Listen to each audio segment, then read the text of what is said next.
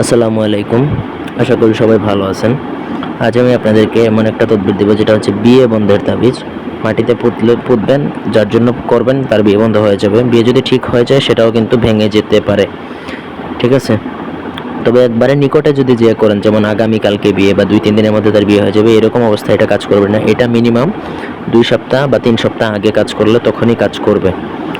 অন্যায়ভাবে ভিডিওটা প্রয়োগ করবেন না। পুরো ভিডিওটা না টেনে শেষ পর্যন্ত দেখবেন। আমার চ্যানেলটা সাবস্ক্রাইব করবেন, লাইক কমেন্ট শেয়ার করবেন। ব্যক্তিগত যে কোনো প্রয়োজন বা যে কোনো কাজের জন্য স্ক্রিনে দেওয়া নাম্বারে সরাসরি ফোনে, হোয়াটসঅ্যাপে বা অথবা ইমোতে যোগাযোগ করে যে কোনো কাজ করাতে পারবেন, দেশে বা দেশের বাইরে থেকে।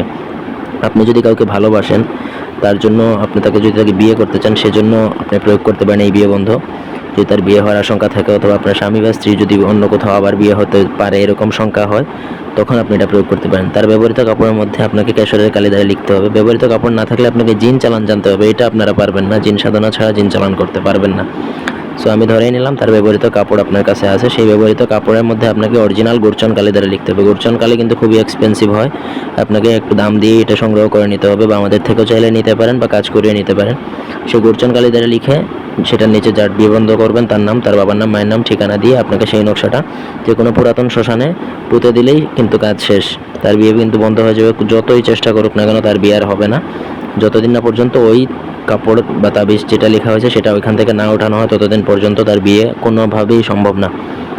আশা করি বুঝাইতে পারছি। অন্যভাবে এইসব বিদ্যা প্রয়োগ করা সম্পূর্ণরূপে নিষিদ্ধ। এই ছিল আজকের ভিডিও। ধন্যবাদ।